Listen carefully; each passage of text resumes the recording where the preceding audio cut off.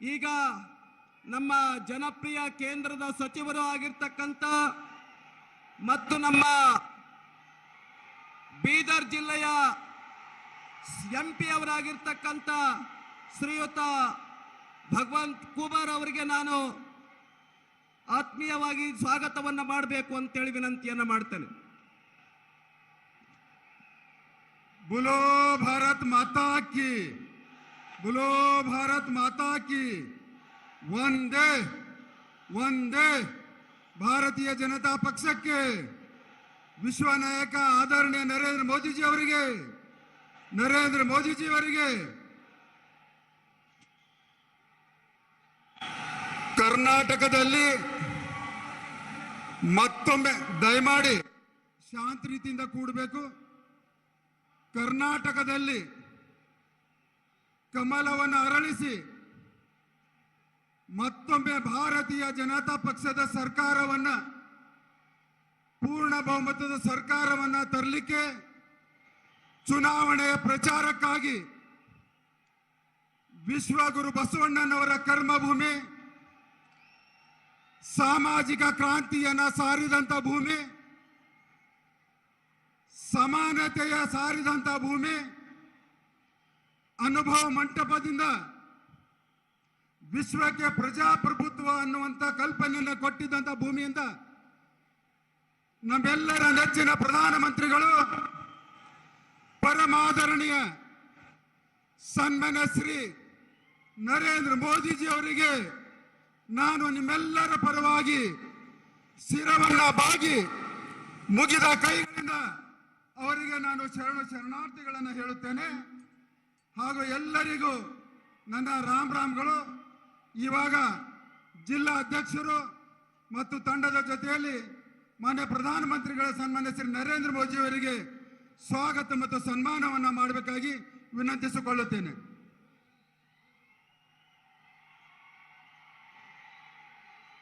ಒಂದ್ಸಾರಿ ಜೋರ್ದಾರಾಗಿ ಘೋಷಣೆ ಕೂಗಬೇಕು.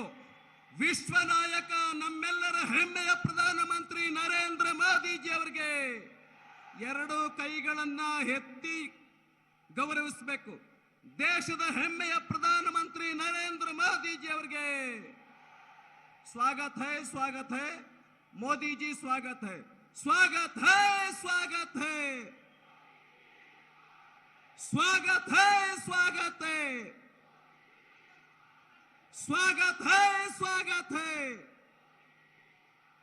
भारत माता की.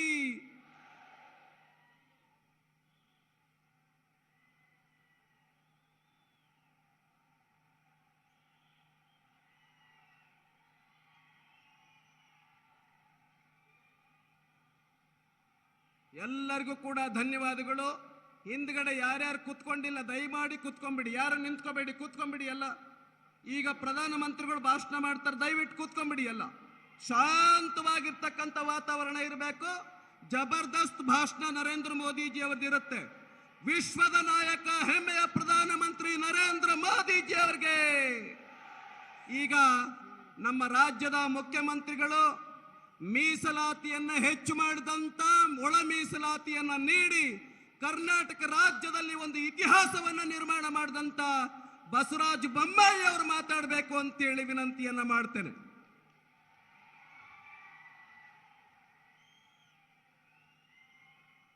ಬೋಲೋ ಭಾರತ್ ಮಾತಾ ಕಿ.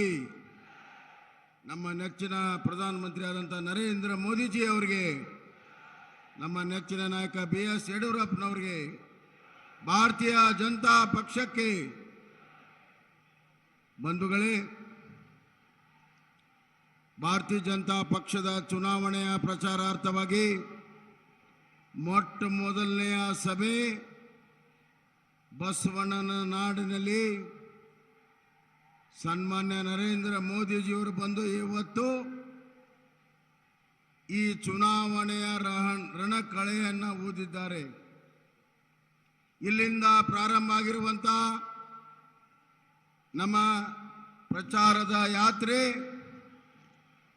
ಮೇ 13ನೇ ತಾರೀಕು ವಿಜಯೋತ್ಸವದಲ್ಲಿ ಅದು ಪರಿವರ್ತನೆ ಆಗ್ತದೆ ಅನ್ನೋದಕ್ಕೆ ಇಷ್ಟು ದೊಡ್ಡ ಸಂಖ್ಯೆಯಲ್ಲಿ ಸೇರಿರು ತಾವೇ ಸಾಕ್ಷಿ ಅನ್ನುವಂಥ ಮಾತನ್ನು ಹೇಳಕ್ಕೆ ಇಚ್ಛೆಪಡ್ತೇನೆ. ಸಮಯ ಬಹಳ ಕಡಿಮೆ ಇದೆ. ನಾನು 2 ನಿಮಿಷದಲ್ಲಿ ನನ್ನ ಮಾತನ್ನು ಮುಗಿಸ್ತೇನೆ. ಬಂಧುಗಳೇ, ವಿಶ್ವ ಮಾನವ, ವಿಶ್ವ ಬಂಧು ಬಸವಣ್ಣವರು ಅವರ ನಾಡಿನಲ್ಲಿ ಆಧುನಿಕ ವಿಶ್ವ ನಾಯಕರು, ವಿಶ್ವ ಮಾನ್ಯತೆ ನಾಯಕರಾದಂಥ ನರೇಂದ್ರ ಮೋದಿಜಿಯವರಿಗೆ ವಿಶೇಷವಾಗಿರುವಂತಹ ಸ್ವಾಗತವನ್ನ ನಾನು ಮಾಡ್ತಾ ಇದ್ದೇನೆ.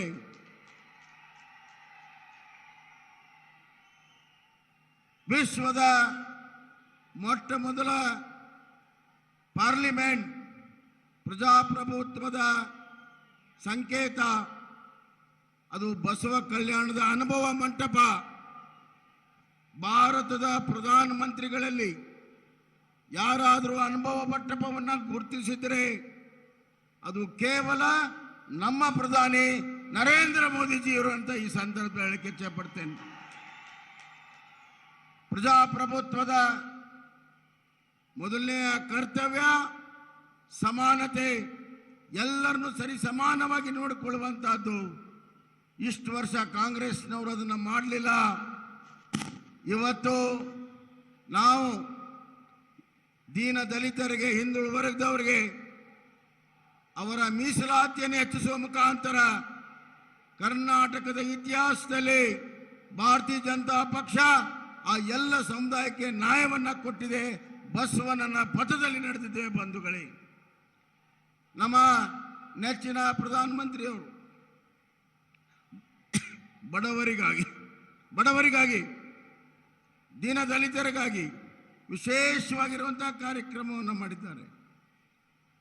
ಗರೀಬ್ ಕಲ್ಯಾಣ್ ಯೋಜನೆ ದೊಡ್ಡ ಪ್ರಮಾಣದಲ್ಲಿ ಇವತ್ತು ಇಡೀ ದೇಶಕ್ಕೆ 10 kg ಅಕ್ಕಿಯನ್ನ 2 ವರ್ಷ ಕೋವಿಡ್ ಸಂದರ್ಭದಲ್ಲಿ 10 kg ಅಕ್ಕಿ ಪ್ರತಿಯೊಬ್ಬ ಬಡವನಿಗೆ ಕೊಟ್ಟಿರುವಂತಹದ್ದು ನಮ್ಮ ಪ್ರಧಾನಿ ನರೇಂದ್ರ ಮೋದಿಜಿ ಇರುವಂಥ ಈ ಸಂದರ್ಭಗಳಿಗೆ ಇಚ್ಛೆಪಡ್ತೇನೆ. ಕರ್ನಾಟಕಕ್ಕೆ 17 ಲಕ್ಷ ಮನೆಗಳನ್ನು ಪ್ರಧಾನಮಂತ್ರಿ ಆವಾಸ್ ಯೋಜನೆಯಲ್ಲಿ ಮಂಜೂರು ಮಾಡಿದ್ದು ನರೇಂದ್ರ ಮೋದಿಜಿಯವರು. ಜಲ್ ಜೀವನ್ ಮಿಷನ್ನಲ್ಲಿ 72 ವರ್ಷದಲ್ಲಿ 25 ಲಕ್ಷ ಮನೆ ನೀರು ಕೊಟ್ಟರೆ, ಪ್ರಧಾನಮಂತ್ರಿ ನರೇಂದ್ರ ಮೋದಿಜಿಯವರ ಯೋಜನೆಯಿಂದ 3 ವರ್ಷದಲ್ಲಿ 40 ಲಕ್ಷ ಮನೆಗಳಿಗೆ ನೀರನ್ನು ಕೊಟ್ಟಿರುವಂತಹದ್ದು ನಮ್ಮ ಪ್ರಧಾನಮಂತ್ರಿ ನರೇಂದ್ರ ಮೋದಿಜಿಯವರು. ಡಬಲ್ ಇಂಜಿನ್ ಸರ್ಕಾರದ ಈ ಕೆಲಸ, 12 ಲಕ್ಷ ಶೌಚಾಲಯಗಳ ನಿರ್ಮಾಣ, 2.5 ಲಕ್ಷ ಜನರಿಗೆ ಬೆಳಕು ಯೋಜನೆ, ಹೀಗೆ ಬಡವರ ಕಲ್ಯಾಣ ಕೆಲಸವನ್ನು ಮಾಡಿದ್ದೇವೆ. ರೈತರಿಗೆ ವಿದ್ಯಾರ್ಥಿ ವೇತನವನ್ನು ಕೊಟ್ಟಿದ್ದೇವೆ. ಕಿಸಾನ್ ಸನ್ಮಾನ್ ಯೋಜನೆ, ಪ್ರಧಾನಮಂತ್ರಿಗಳ ಕಿಸಾನ್ ಸನ್ಮಾನ ಯೋಜನೆ 4 ವರ್ಷದಲ್ಲಿ 16,000 ಕೋಟಿ ರೂಪಾಯಿ 54 ಲಕ್ಷ ರೈತರಿಗೆ ಇವತ್ತು ಮುಟ್ಟಿಸಿದ್ದೇವೆ. ಬಂಧುಗಳೇ, ಇದು ಡಬಲ್ ಇಂಜಿನ್ ಸರ್ಕಾರ, ನರೇಂದ್ರ ಮೋದಿಜಿಯವರ ಸರ್ಕಾರದ ಒಂದು ತಾಕತ್ತು ಅಂತ ಈ ಸಂದರ್ಭದಲ್ಲಿ ನಾನು ಹೇಳಕ್ಕೆ ಇಚ್ಛೆ ಪಡ್ತೇನೆ. ಬಂಧುಗಳೇ, ಕಲ್ಯಾಣ ಕರ್ನಾಟಕದ ಅಭಿವೃದ್ಧಿಗಾಗಿ ವಿಶೇಷವಾಗಿ ನರೇಂದ್ರ ಮೋದಿಯವರ ಒಂದು ಕೊಡುಗೆ, ಬೀದರ್ಗೆ ಸಿಪೆಟ್ ಸಂಸ್ಥೆ, ಕಲಬುರಗಿಗೆ ಹೊಸ ಟೆಕ್ಸ್ಟೈಲ್ ಪಾರ್ಕ್, ಪ್ರಧಾನಮಂತ್ರಿ ಮೆಗಾ ಟೆಕ್ಸ್ಟೈಲ್ ಪಾರ್ಕ್, 1 ಲಕ್ಷ ಯುವಕರಿಗೆ ಉದ್ಯೋಗ ಕೊಡುವಂತ ಕಲ್ಯಾಣ ಕರ್ನಾಟಕಕ್ಕೆ ಕೊಡುಗೆಯನ್ನ ನರೇಂದ್ರ ಮೋದಿಜಿಯವರು ಕೊಟ್ಟಿದ್ದಾರೆ. ಯಾದಗಿರಿಗೆ ಫಾರ್ಮಾ ಮತ್ತು ಬೆಳ್ಳಾರಿಗೆ ಜೀನ್ಸ್ ಪಾರ್ಕ್, ಇದು ಡಬಲ್ ಇಂಜಿನ್ ಸರ್ಕಾರದ ಕೊಡುಗೆ. 6,000 ಕಿಲೋಮೀಟರ್ ನ್ಯಾಷನಲ್ ಹೈವೇ, 7,500 ಕೋಟಿ ರೈಲ್ವೆಗೆ ಕೊಟ್ಟಿರುವಂಥ ಧೀಮಂತ ನಾಯಕರು ನರೇಂದ್ರ ಮೋದಿಜಿಯವರು. ಇದು ಡಬಲ್ ಇಂಜಿನ್ನ ಕೊಡುಗೆ ಕರ್ನಾಟಕಕ್ಕೆ. ಸನ್ಮಾನ್ಯ ಸಿದ್ದರಾಮಯ್ಯ ಅವರು, DK ಶಿವಕುಮಾರ್ ಅವರು, ಖರ್ಗೆ ಅವರು ಬಾಯಿ ಬಂದಂಗೆ ಮಾತನಾಡ್ತಾರೆ. ಲಿಂಗಾಯತರೆಲ್ಲರೂ ಕೂಡ ಭ್ರಷ್ಟರು, ಲಿಂಗಾಯತ ಮುಖ್ಯಮಂತ್ರಿಗಳು ಭ್ರಷ್ಟರು ಅಂತ ಹೇಳ್ತಾರೆ. ನಾಚಿಕೆ ಆಗಬೇಕು ಇವ್ರಿಗೆ. ಭ್ರಷ್ಟಾಚಾರದ ಇವತ್ತು ಕರ್ನಾಟಕ ಕಂಡ ಅತ್ಯಂತ ಭ್ರಷ್ಟ ಸರ್ಕಾರ ಯಾವುದಾದ್ರೂ ಇದ್ರೆ ಅದು ಸಿದ್ದರಾಮಯ್ಯ ಅವರ ಸರ್ಕಾರ ಅಂತ ಹೇಳಕ್ಕೆ ಇಚ್ಛೆ ಪಡ್ತೇನೆ. ನೀರಾವರಿಯಲ್ಲಿ ಭ್ರಷ್ಟಾಚಾರ, ಬಿಡಿಯಲ್ಲಿ ಭ್ರಷ್ಟಾಚಾರ, SC ST ಮಕ್ಕಳಿಗೆ ದಿಂಬು ಹಾಸಿಗೆನೂ ಕೂಡ ಬಿಡಲಿಲ್ಲ, ಅದರಲ್ಲೂ ಕೂಡ ಭ್ರಷ್ಟಾಚಾರ ಮತ್ತು ಕಾಂಗ್ರೆಸ್ ಅಭಾವಜ ಅಂಗ ಅಂತ ಈ ಸಂದರ್ಭದಲ್ಲಿ ನಾನು ಹೇಳಕ್ಕೆ ಇಚ್ಛೆ ಪಡ್ತೇನೆ. ಬಂಧುಗಳೇ, ನಾನು ಹೆಚ್ಚಿಗೆ ಮಾತನಾಡಿದೆ. ಖರ್ಗೆ ಸಾಹೇಬರು ಒಂದು ಮಾತನ್ನು ಹೇಳಿದರು ಪ್ರಧಾನಮಂತ್ರಿಗಳಿಗೆ, ಅತ್ಯಂತ ಕೆಟ್ಟ ಮಾತನ್ನು ನನ್ನ ಬಾಯಲ್ಲಿ ಬರ್ತಾ ಇಲ್ಲ. ಇದು 50 ವರ್ಷ ರಾಜಕಾರಣದಲ್ಲಿದ್ದು ಸಾರ್ವಜನಿಕ ಜೀವನದಲ್ಲಿದ್ದಂಥ ನಾಯಕರು ಎಷ್ಟು ಮಟ್ಟಕ್ಕೆ ಹೋಗಿದ್ದಾರೆ. ನರೇಂದ್ರ ಮೋದಿಯವರ ಸಮಾನ ಕಾಂಗ್ರೆಸ್ನಲ್ಲಿ ಯಾರೂ ಕೂಡ ಇಲ್ಲ. ನರೇಂದ್ರ ಮೋದಿ ಮಾಡಿರುವಂತಹ ಕೆಲಸ ಅದಕ್ಕೆ ಕಾಂಗ್ರೆಸ್ನವರು ತೃಣಮಟ್ಟಕ್ಕೂ ಕೂಡ ಮಾಡಿಲ್ಲ. ನರೇಂದ್ರ ಮೋದಿ ಅಂದ್ರೆ ಭಯ, ನರೇಂದ್ರ ಮೋದಿ ಅಂದ್ರೆ ಕಾಂಗ್ರೆಸ್ಗೆ ಸೋಲು. ಇದು ಕಟ್ಟಿಟ್ಟ ಬುತ್ತಿ. ಗುಜರಾತ್ನಲ್ಲಾಗಿದೆ, ಈಗ ಕರ್ನಾಟಕದಲ್ಲಿ ಖಂಡಿತವಾಗೂ ಕಾಂಗ್ರೆಸ್ ಸೋಲ್ತದೆ. ಆ ಭಯದಿಂದ ಹತಾಶರಾಗಿ ಮಾತಾಡ್ತಾರೆ. ನಾನು ನರೇಂದ್ರ ಮೋದಿಜಿ ಅವರಿಗೆ ಶಿವನ ಕೊಳ್ಳಲ್ಲಿರುವಂತಹ ಸರ್ಪ ಎಲ್ಲ ಈ ಸಮಾಜದ ಎಲ್ಲ ವಿಷವನ್ನ ಕುಡಿದು ನೀಲಕಂಠನಾಗಿ ಜನರಿಗೆ ಅಮೃತ ಕೊಡುವಂತ ನಾಯಕ ಯಾರಾದರೂ ಇದ್ರೆ ಅದು ನರೇಂದ್ರ ಮೋದಿಜಿಯವರು ಅನ್ನುವಂಥ ಮಾತನ್ನ ಈ ಸಂದರ್ಭದಲ್ಲಿ ಹೆಚ್ಚೆ ಪಡ್ತೇನೆ. ಬಂಧುಗಳೇ, ಬೀದರ್ ಜಿಲ್ಲೆ ಎಲ್ಲ ಕ್ಷೇತ್ರಗಳನ್ನ ಇವತ್ತು ಕಮಲವನ್ನು ಅಳಿಸಬೇಕು. ಮತ್ತೊಮ್ಮೆ ಕರ್ನಾಟಕದಲ್ಲಿ ಬಿಜೆಪಿ ಸರ್ಕಾರ ಸ್ಥಾಪನೆ ಮಾಡಬೇಕು ಅಂತ ಈ ಸಂದರ್ಭದಾಗ ಹೇಳಿ ತಮ್ಮೆಲ್ಲರಿಗೂ ಮತ್ತೊಮ್ಮೆ ವಂದಿಸಿ ನನ್ನ ಮಾತಿಗೆ ವಿರಾಮ ಹೇಳ್ತೇನೆ. ಬೋಲೋ ಭಾರತ್ ಮಾತಾ ಕಿ, ಬೋಲೋ ಭಾರತ್ ಮಾತಾ ಕಿ, ಭಾರತ್ ಮಾತಾ ಕಿ. ಹೆಮ್ಮೆಯ ಪ್ರಧಾನಮಂತ್ರಿ, ವಿಶ್ವದ ನಾಯಕ ನರೇಂದ್ರ ಮೋದಿಜಿ ಅವರಿಗೆ ನಾವೆಲ್ಲರೂ ಕೂಡ ಕಾತುರರಾಗಿದ್ದೇವೆ. ನರೇಂದ್ರ ಮೋದಿಜಿ ಅವರ ಭಾಷಣವನ್ನ ಕೇಳಬೇಕು ಅಂತೇಳಿ मैं रिक्वेस्ट करता हूं, विनंती करता हूं, प्रधानमंत्री जी भाषण के लिए।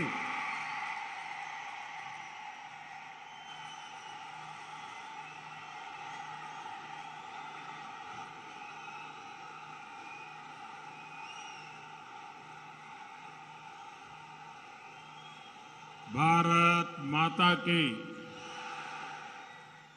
भारत माता की। जगत गुरु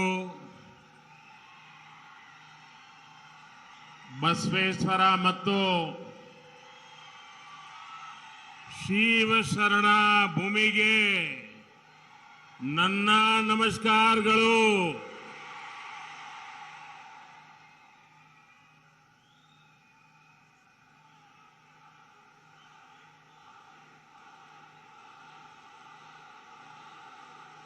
मंच पर विराजमान कर्नाटका के लोकप्रिय मुख्यमंत्री श्रीमान बोम्माई जी, हमारे सांसदगण, भारतीय जनता पार्टी के सभी वरिष्ठ नेतागण, इस चुनाव में आप सबने जिनको विधायक बनाने का निर्णय कर लिया है, ऐसे सभी मेरे उम्मीदवार और विशाल संख्या में पधारे हुए मेरे प्यारे भाइयों बहनों, साथियों, ये मेरा सौभाग्य है कि इस विधानसभा चुनाव में मेरी इस यात्रा की शुरुआत बीदर से हो रही है। भगवान बसवेश्वरा के आशीर्वाद और आप सभी के स्नेह ने मुझे हमेशा आपके लिए काम करने की ताकत दी है। कर्नाटकदा किरीटा, बीदर का आशीर्वाद मुझे तब भी मिला था जब मैं प्रधानमंत्री पद का उम्मीदवार बना था। मैं बीदर कलबुर्गी रेलवे लाइन के लोकार्पण के लिए भी आपके बीच आया था। समय के साथ बीदर के लोगों का अपनापन लगातार बढ़ता ही जा रहा है। आज इतनी बड़ी संख्या में यहां आकर आपने पूरे देश को संदेश दे दिया है, ई बारिया निर्धारा बहुमत बीजेपी सरकार। कर्नाटका का ये चुनाव केवल 5 वर्ष के लिए सरकार बनाने मात्र का चुनाव नहीं है। ये कर्नाटका को देश में नंबर 1 राज्य बनाने का चुनाव है। ये विकसित भारत के लिए कर्नाटका की बड़ी भूमिका तय करने वाला चुनाव है। और भारत विकसित तभी होगा जब कर्नाटका का कोना कोना विकसित होगा। विकसित कर्नाटका यानी कर्नाटका के हर अंचल का संतुलित विकास। विकसित कर्नाटका यानी राज्य में विकास के ढेर सारे ग्रोथ सेंटर्स। कर्नाटका की जनता अब अपने इस सपने से पीछे नहीं हटना चाहती। मैं जानता हूं आप सब एक ऐसा कर्नाटका चाहते हैं जहां हाईवे और एक्सप्रेसवे का विस्तार होता रहे। आप एक ऐसा कर्नाटका चाहते हैं जहां मेट्रो की सुविधा और ज्यादा जिलों तक हो। आप एक ऐसा कर्नाटका चाहते हैं जहां अधिक संख्या में वंदे भारत जैसी आधुनिक ट्रेनें चले। आप एक ऐसा कर्नाटका चाहते हैं जहां हर खेत में सिंचाई की आधुनिक सुविधाएं हो। पिछले 5 वर्षों में सामान्य मानवी ने कर्नाटका में विकास की जो रफ्तार देखी है, उसके बाद वो रुकना नहीं चाहते और आपके इस सपने को पूरा करने का बीड़ा बीजेपी ने उठाया है। साथियों, कर्नाटका को देश का नंबर 1 राज्य बनाने के लिए यहां डबल इंजन सरकार का बने रहना बहुत जरूरी है। जब केंद्र की बीजेपी सरकार और राज्य की बीजेपी सरकार की डबल शक्ति लगेगी तो कर्नाटका को नंबर 1 बनने से कोई नहीं रोक पाएगा। डबल इंजन सरकार से जो फायदा होता है उसका एक उदाहरण कर्नाटका में आया विदेशी निवेश है।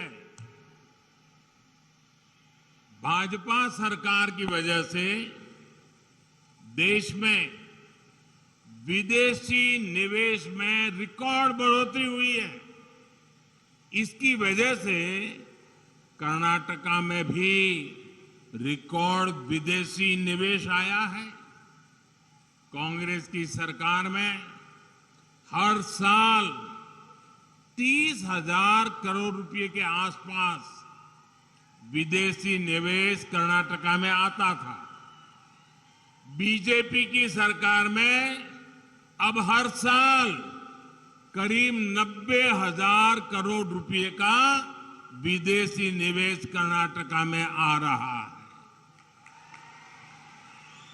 ये कांग्रेस सरकार के मुकाबले 3 गुना से भी ज्यादा है। और आपको ध्यान रखना है, ये उपलब्धि किस समय हुई? इतना बड़ा महामारी का संकट था, युद्ध चल रहे थे, उसके बावजूद भी ये हासिल किया है। साथियों, डबल इंजन का सरकार का मतलब होता है डबल बेनिफिट, डबल स्पीड। जब कर्नाटका में डबल इंजन सरकार नहीं थी तो छोटे छोटे प्रोजेक्ट्स को पूरा करने में सालों लग जाते थे। पानी की कमी क्या होती है, ये कर्नाटका के किसानों, यहां की माताओं बहनों से बेहतर कोई नहीं जान सकता। कांग्रेस सरकार उसके समय देश भर में 100 से ज्यादा ऐसी सिंचाई योजनाएं थी जो दशकों से लटकी हुई थी। बीते 9 वर्षों में दशकों से अधूरी 60 से ज्यादा सिंचाई परियोजनाओं को हम पूरा कर चुके हैं। इनमें से अनेक प्रोजेक्ट कर्नाटका के भी हैं। यहां बीदर में भी महकर लिफ्ट इरिगेशन परियोजना जैसे अनेक सिंचाई के प्रोजेक्ट पर आज तेज गति से काम चल रहा है। साथियों, आज आप सभी देखते हैं कि पीएम किसान सम्मान निधि किसानों का कितना लाभ किया है। अब छोटे छोटे खर्चे के लिए किसानों को यहां वहां भटकना नहीं पड़ता। लेकिन मैं आज आपको एक और बात बताना चाहता हूं। जब हमने ये योजना शुरू की थी तो यहां कांग्रेस और जेडीएस की ही सरकार थी। लेकिन ये लोग लाभार्थी किसानों की सूची केंद्र सरकार को भेजने में ही रुकावटें पैदा करते थे, लिस्ट नहीं भेजते थे। बताओ, आप सोच सकते हैं कांग्रेस जेडीएस को किसानों से कितनी नफरत है।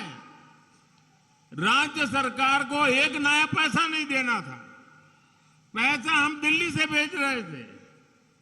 उनको तकलीफ ये थी कि बीच में कोई कटकी नहीं हो रही है, माल खाने को मिल नहीं रहा है, ये सीधा उनके बैंक खाते में जा रहा है, इसलिए लिस्ट ही नहीं देते थे। साथियों, जब कर्नाटका में भाजपा की सरकार यहां आई तो उसने यहां के लाखों किसानों के नाम केंद्र की हमारी सरकार को भेजे। आज उसी वजह से यहां के लाखों किसानों को पीएम किसान सम्मान निधि के पैसे मिल रहे हैं। इतना ही नहीं, केंद्र सरकार ने अगर हर किसान के लिए 6,000 रुपया भेजे तो यहां की भाजपा सरकार ने उसमें 4,000 रुपया और जोड़ दिए, यानी किसानों को और ज्यादा मदद। मुझे खुशी है कि पीएम किसान सम्मान निधि का लाभ कर्नाटका के लगभग 60 लाख किसानों को मिला है। उन्हें केंद्र और राज्य सरकार से मिलाकर 18,000 करोड़ रुपए मिले हैं। जिसमें से लगभग 400 करोड़ रुपए तो यहां बीदर के किसानों को दिए गए हैं। आप जरा याद कीजिए कि कैसे कांग्रेस की सरकार भोले भाले किसानों को हर चुनाव के पहले कर्ज माफी के नाम पर धोखा देती थी। चुनाव से ठीक पहले वो किसानों के कर्ज माफी का ड्रामा करने लग जाते थे और कर्ज माफी धरती पर कभी उतरती नहीं थी। ये इन्होंने छत्तीसगढ़ में वादा किया, राजस्थान में वादा किया, अभी तक किसानों के खाते में कुछ गया नहीं है। और जो जाता था वो भी उनकी पार्टी से जुड़े हुए कुछ ही किसानों को जाता था। ऐसे किसान जिनका बैंक में खाता हो, जिन्होंने बैंक से लोन लिया हो, उन्हीं के नसीब में ये कुछ दाना पानी डाल देते थे। जबकि सच्चाई ये थी कि जिन करोड़ों छोटे किसानों को सबसे ज्यादा मदद की जरूरत थी, उनको तो न कभी बैंक में खाता था, न बैंक ने कभी वो 1 रुपये का उनको लोन दिया था। वो तो बेचारे बाहर से, बाजार में से, साहूकार के पास से महंगे ब्याज से कर्ज उठाते थे और कर्ज माफी का फायदा उनको तो कभी नसीब ही नहीं होता था। कांग्रेस का असली यही चेहरा है। साथियों, इस क्षेत्र में गन्ना भी बहुत होता है। कांग्रेस ने गन्ना किसानों को भी अपने हाल पर छोड़ दिया था। हम गन्ना किसानों की समस्याओं को भी प्राथमिकता पर दूर कर रहे हैं। गन्ना किसानों की मदद के लिए ही हमने पेट्रोल में इथेनॉल की ब्लेंडिंग बढ़ाने का फैसला किया। आज देश पेट्रोल में 20% इथेनॉल ब्लेंडिंग की तरफ तेजी से आगे बढ़ रहा है। कांग्रेस सरकार के समय देश में सिर्फ 40 करोड़ लीटर इथेनॉल का उत्पादन होता था। अब हमारी सरकार में इथेनॉल का उत्पादन बढ़कर 400 करोड़ लीटर से भी ज्यादा का हो गया है। इथेनॉल का उत्पादन बढ़ने से, पेट्रोल में उसकी ब्लेंडिंग बढ़ने से सबसे ज्यादा लाभ गन्ना किसानों को भी हुआ है। इस बजट में हमारी सरकार ने गन्ना किसानों के हित में एक और बड़ा फैसला लिया है। हमने गन्ना कोऑपरेटिव्स को, यूपीए सरकार ने जो चूना लगाया था 10,000 करोड़ का चूना, हमने इस बजट के अंदर उस 10,000 का जो उन पर चूना लगाया था वो भी माफ कर दिया। हमने उसकी राहत भी दे दी। इसका भी लाभ देश के गन्ना किसानों को मिलेगा। हमारी सरकार ने मिलेट्स, श्री अन्न को अंतर्राष्ट्रीय बाजार तक पहुंचाने का भी अभियान चलाया है। हमारे यहां तो ज्वार की रोटी आप लोगों को बहुत पसंद है, घर घर में खाई जाती है। ये ज्वार और उसकी रोटी जब दुनिया के कोने कोने में पहुंचेगी तो उसका भी लाभ यहां के किसानों को होगा। साथियों, गरीब की तकलीफ कांग्रेस को कभी समझ नहीं आई। उन्होंने गरीबी देखी नहीं है। और कांग्रेस वो दल है जो विकास में भी राजनीति करती है, रोड़े अटकाती है, नकारात्मकता में भरी पड़ी है। इसका एक उदाहरण गरीबों को पक्के घर देने की योजना भी है। ये योजना तो 2019 से भी पहले से चल रही थी, लेकिन जब तक कर्नाटका में कांग्रेस की सरकार रही, उसने गरीबों के घर बनाने की स्पीड धीमी कर दी।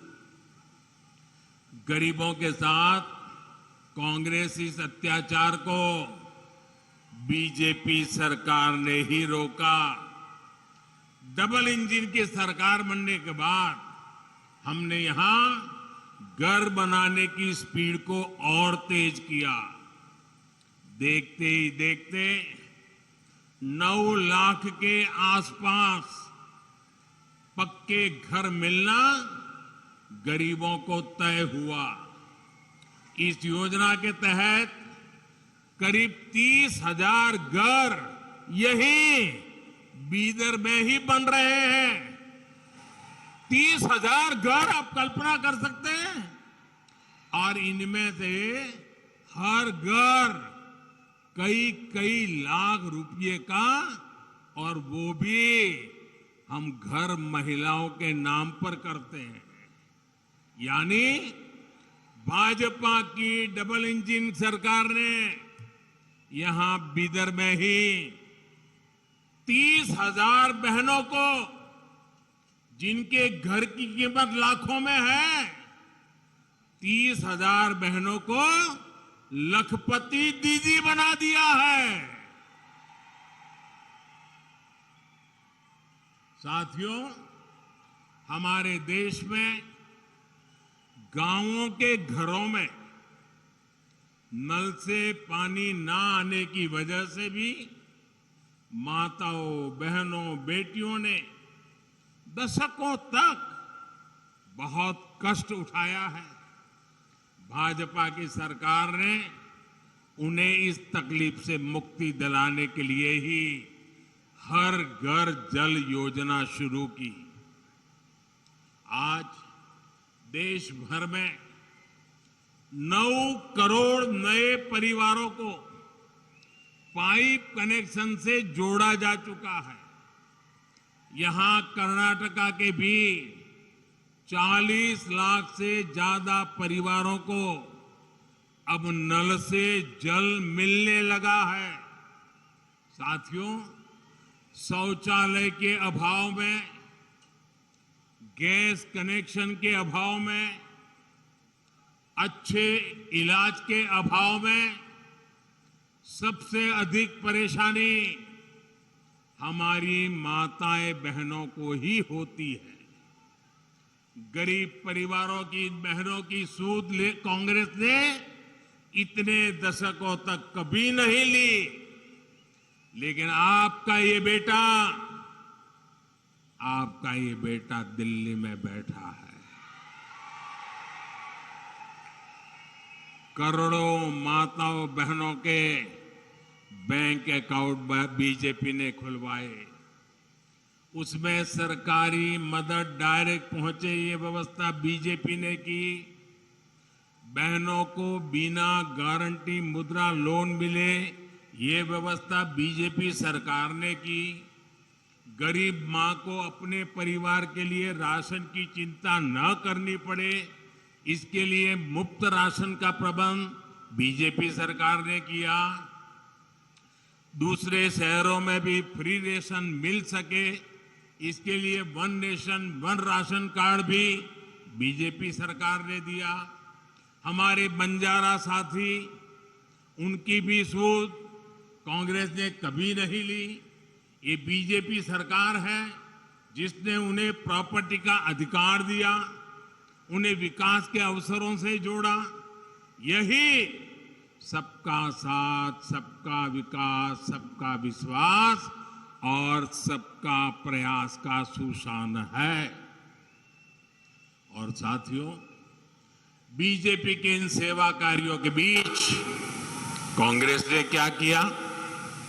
कांग्रेस ने सिर्फ समाज को बांटा, जाति, मत, पंथ के नाम पर बंटवारा किया। कांग्रेस ने शासन के नाम पर सिर्फ तुष्टीकरण को बढ़ावा दिया। कांग्रेस की बेरुखी का सबसे बड़ा प्रमाण हमारी बीदरी आर्ट है। कुछ दिन पहले बीदरी आर्ट की दशकों तक सेवा करने वाले साथी शाह रशीद अहमद कादरी को पद्म पुरस्कार मिला। कांग्रेस की सरकार ने उन्हें सिर्फ हताशा दी थी, निराशा दी थी। भाइयों और बहनों, बीदर एक भारत श्रेष्ठ भारत की तीर्थस्थली है। गोराटा यहां से ज्यादा दूर नहीं है। गोराटा में किसानों के बलिदान को कांग्रेस ने भुला दिया था, सिर्फ इस डर से कि कहीं कांग्रेस का वोट बैंक नाराज ना हो जाए। वहां जो शहीदों का स्मारक पत्थर था, उससे भी जो धूल सफाई का काम, ये भी बीजेपी ने किया। भाइयों, अब तो दर्जनों बलिदानियों को समर्पित शहीद स्मारक वहां बन गया है और तिरंगा शान से लहरा रहा है। साथियों, अस्थिर सरकार, जोड़ तोड़ से बनी सरकार के दुष्परिणाम कर्नाटका ने बहुत भुगते हैं। एक अस्थिर सरकार का फोकस लोगों की सेवा पर नहीं होता है। आपको याद होगा कि कांग्रेस जेडीएस सरकार के मुखिया ने माना था कि वो कांग्रेस की दया पर चल रहे हैं। जेडीएस की जवाबदेही कांग्रेस के प्रति है, कर्नाटका के लोगों के प्रति नहीं है। ये जो उनका सत्ता प्रेम है, ये जो उनका कुर्सी गंवाने का डर है, ये उन्हें आपके लिए कुछ करने नहीं देगा। साथियों, कांग्रेस हर उस व्यक्ति से नफरत करती है जो सामान्य मानवीय की बात करता है, जो उनके भ्रष्टाचार को सामने लाता है, जो उनकी स्वार्थ भरी राजनीति पर प्रहार करता है। कांग्रेस की नफरत उससे परमानेंट हो जाती है। अभी इस चुनाव में भी कांग्रेस ने फिर से मुझे गालियां देने का काम शुरू कर दिया है। मैंने देखा किसी ने उन गालियों की लिस्ट बनाई है और वो गालियों की लिस्ट मुझे दी है। अब तक मुझे ये कांग्रेस के लोगों ने 91 टाइम अलग अलग गालियां दी है। अरे कांग्रेस ने ये गालियों की डिक्शनरी में टाइम खराब करने के बजाय अगर इतनी मेहनत उन्होंने गुड गवर्नेंस के लिए की होती, कांग्रेस कार्यकर्ताओं का उत्साह बढ़ाने के लिए किया होता, तो आज कांग्रेस की ऐसी दुर्दशा न होती, ऐसी दयनीय स्थिति नहीं आती।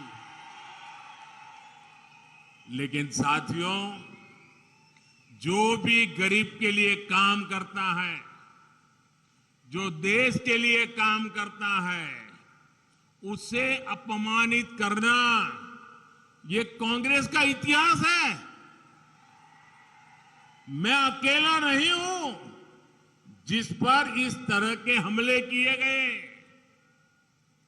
आपको मालूम है, पिछले चुनाव में चौकीदार चोर चलाया, फिर आगे बढ़ गए मोदी चोर चलाया, फिर पूरा ओबीसी समाज चोर है चलाया, और अभी तो चुनाव की शुरुआत हुई कर्नाटका में और मेरे लिंगायत भाइयों बहनों को भी चोर कहने की हिम्मत कर दी। कांग्रेस के लोग कान खोल करके सुन ले। आपने जब जब जिसको गाली दी है, उन्होंने आपको ऐसी सजा दी है, ऐसी सजा दी है, आप दोबारा खड़े नहीं हो पाए हैं। इस बार कर्नाटका में भी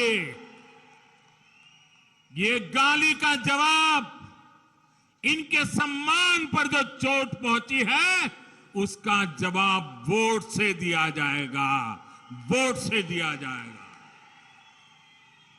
भाइयों बहनों, जब ये लोग मुझे गाली देते हैं, अब इतनी गालियां हो गई 91, और उनके टॉप मोस्ट नेता देते रहे, कोई ऐसे नहीं, छोटे मोटे कार्यकर्ता नहीं। और तब मैं सोचता हूं कि भाई ये कांग्रेस ऐसी पार्टी है,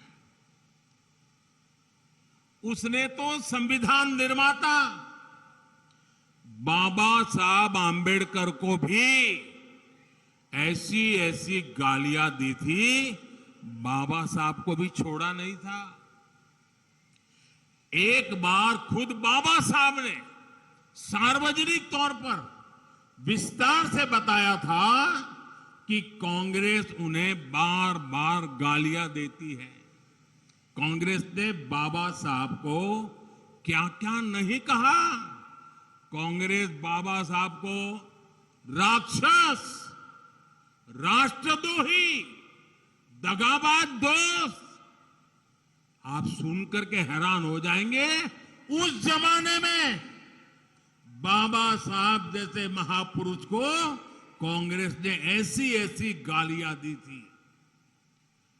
कितने ही अपमानजनक शब्दों से वो आए दिन बाबा साहब को अपमानित करते थे। आज भी हम लोग देखते हैं कि कांग्रेस कैसे वीर सावरकर जी को गालियां देती रहती है। कांग्रेस ने देश के जिन महान सपूतों को गालियां दी है, बड़े से बड़े महापुरुष उनकी गालियों के शिकार हुए हैं। और जब ये सब मैं देखता हूं तो मुझे लगता है, चलिए कांग्रेस भी मुझे इतना उन लोगों की तरह सम्मान देती है जो उन्होंने बाबा साहब आंबेडकर को दिया, जो उन्होंने वीर सावरकर को दिया, वैसी ही गालियां मोदी को दे रहे हैं। अब बाबा साहब वीर सावरकर की तरह अगर वो मोदी को गाली देते हैं तो मैं तो इसे उपहार मानता हूं। और कांग्रेस गाली देने में समय बर्बाद करती रहेगी, मैं जनता जनार्दन की सेवा में अपने आप को खपाता रहूंगा। दिन रात काम करूंगा, ज्यादा काम करूंगा। आपके आशीर्वाद से सारी गालियां मिट्टी में मिल जाएगी दोस्तों, सारी गालियां मिट्टी में मिल जाएगी। और कांग्रेस वाले लिख करके रखें, आप जितना ज्यादा कीचड़ उछालोगे, कमल उतना ही ज्यादा खिलने वाला है। भाइयों बहनों, आपके आशीर्वाद से मुझे कर्नाटका की सेवा करने से रुकना नहीं है, और ज्यादा सेवा करनी है। पूरी दिल्ली को आपकी सेवा के लिए मुझे लगाना है। इस बार फिर एक बार कर्नाटका को तेज विकास के लिए पूर्ण बहुमत की, ये मेरे शब्द याद रखिए, पूर्ण बहुमत की स्थायी और मजबूत बीजेपी सरकार चाहिए। और इसलिए एक ही बात मैं बार बार कहता हूं, ई बारिया निर्धारा, ई बारिया निर्धारा बहुमत बीजेपी सरकार। कर्नाटका दो डबल इंजन सरकार चाहिए ताकि केंद्र और राज्य सरकार के बीच तालमेल रहे, हर जगह रुकावटें ना आए। कर्नाटक को डबल इंजन सरकार चाहिए ताकि इंफ्रास्ट्रक्चर के प्रोजेक्ट में तेजी से पूरे हो। कर्नाटका को डबल इंजन सरकार चाहिए ताकि विदेशी निवेशकों का भरोसा मजबूत हो।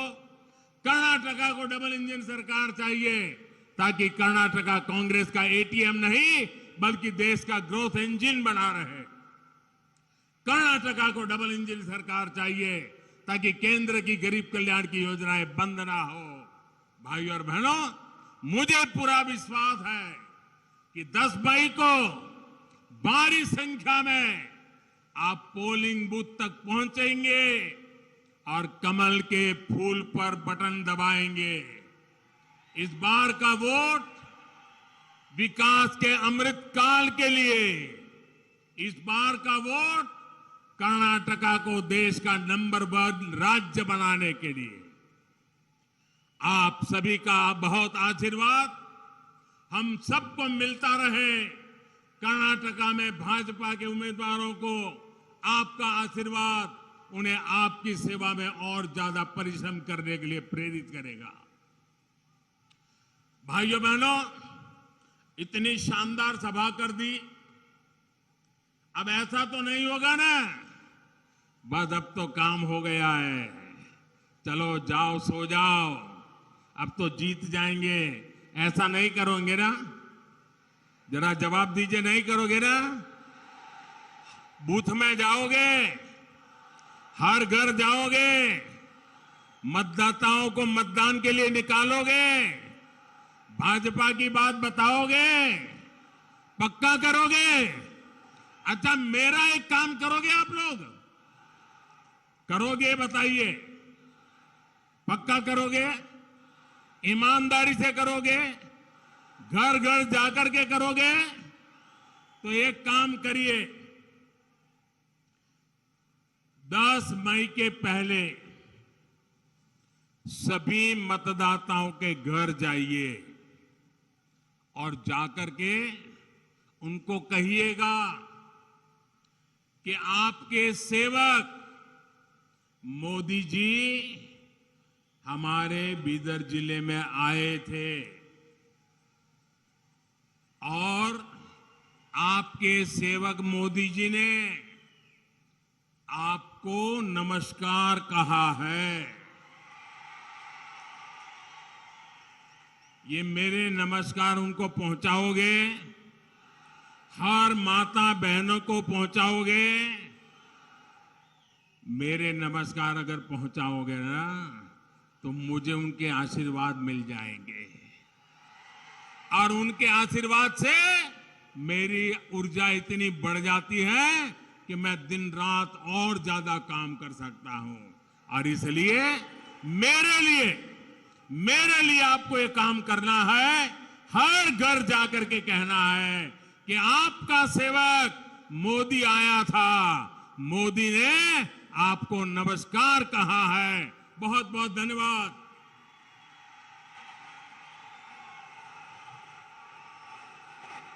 ಭಾರತ್ ಮಾತಾ ಕಿ। ನಮ್ಮ ದೇಶದ ಮಹಾಸೇವಕ ನರೇಂದ್ರ ಮೋದಿಜಿ ಅವರಿಗೆ, ನಮ್ಮ ದೇಶದ ಮಹಾಸೇವಕ ನರೇಂದ್ರ ಮೋದಿಜಿ ಅವರಿಗೆ स्वागत है, स्वागत है, स्वागत है, स्वागत है। धन्यवाद, धन्यवाद मोदी जी, धन्यवाद, धन्यवाद, धन्यवाद, धन्यवाद, धन्यवाद। जोराಗಿ ಹೇಳಬೇಕು, धन्यवाद, धन्यवाद।